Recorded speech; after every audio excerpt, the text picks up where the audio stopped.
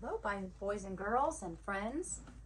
Welcome back to my channel, Grandma Reads. Today we're going to be reading a story called Bobby's Lunch. Bobby's Lunch. There was a merry hum of voices in the lower grade schoolroom as the hungry children took their brightly colored lunch boxes from the shelf and placed them on their desks at noon that autumn day. The carefully wrapped sandwiches, cookies, fruit, and tasty tidbits placed so neatly in the boxes would soon satisfy their hunger and was definite proof of their mother's love and interest in each of them. It was a standing rule that if any child cared to trade a piece of cake for some cookies, an apple for a pear, a small bag of potato chips for corn curls, he had the teacher's permission to do so. 2 children had traded in this manner this particular day, and now Bobby, a thin, timid little first-grade boy, crept to the front of the room and asked the teacher if he might trade his banana to someone. Bobby held his banana up high, and to the amazement of all, the skin of it was very black, and the children gasped. One of the second-grade boys said, "What? Trade for that thing? I don't want that rotten thing." The teacher rebuked the boy for saying this to Bobby, but was immediately called out of the room to answer the phone. When the door closed behind her, 2 or 3 were calling out, "Ugh! What a rotten mess! You wouldn't expect us to eat that, would you?" Many children were laughing, like this little girl. And one thoughtless little miss was holding her nose as she looked at the distasteful sight. Poor Bobby. He was feeling more miserable each minute, and a big tear was forming in his eye. His face was as red as his shirt, and he was wondering what to do next. Seated at one of the desks was a 3rd-grade boy who did not laugh. His heart was touched by Bobby's misery and the cruel treatment he was receiving from the other children. Somehow Randy understood how it felt to be laughed at and how it hurt to be standing alone without friends. To everyone's amazement, Randy said, "Bobby, I'll trade with you," and held out to Bobby a beautiful golden banana.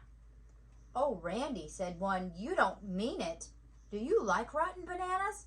Randy said nothing, just smiled big at Bobby, took the black banana, and gave him the yellow one. Bobby, with a big smile on his face, returned to his seat where he peeled the banana and took a bite of it. A visitor in the room called Randy to her and softly said, "Randy, the banana Bobby gave you is not spoiled. Do you know why the skin is black?" "No," said Randy, "but I knew Bobby's feelings were hurt by what the kids said, so I told him I would trade." "Randy," she said, "you have done just about the sweetest thing I have ever seen any boy do. You have been so kind to Bobby, and I know the Lord Jesus is surely pleased with you, and I am just so proud of you as I can be. I am sure the banana is black because Bobby's mother stored it in the refrigerator. She wouldn't send a spoiled banana in Bobby's lunchbox. I remember hearing a little song on the radio advertising bananas, and it went like this: 'Bananas are a fruit from the tropical equator, so you should never store bananas in the refrigerator.' I also remember having stored a banana in our refrigerator, and when I took it out later, it looked just as black as Bobby's, but it was good." Randy was very happy as he went back to his seat, and soon Bobby came down the aisle toward Randy's desk holding the yellow banana in his hand. He had taken a bite of it, and then began to realize the sacrifice Randy had made for him, and it wasn't a fair trade. He wanted to give Randy the good banana and have his black one back again. Bobby did not know what the visitor had told Randy, so thought that the black one was really spoiled and wanted to put it back in his lunchbox to take home. When the teacher returned to the schoolroom, most of the children, including Randy, had gone out to play. She was delighted to hear of the sweet thing this little fellow had done. When all the children were quiet in their seats again, after the noon bell, she said, "I want to tell you a story about a little boy in our room who just won a victory over old self." Then she explained to them just what had taken place. Randy's face was beaming with joy, and Bobby's was smiling, but his eyes were brimming with tears as he thought how very kind Randy had been to him.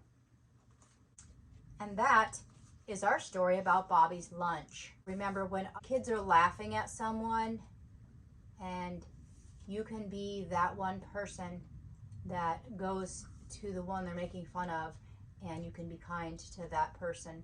Remember that making someone else's feelings, hurting someone else's feelings, doesn't make you feel better.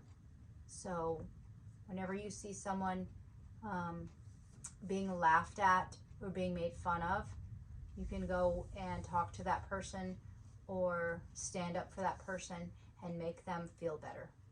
And so that's all I have for today. Thank you again for coming and watching Grandma Reads. I will see you again next week. Bye.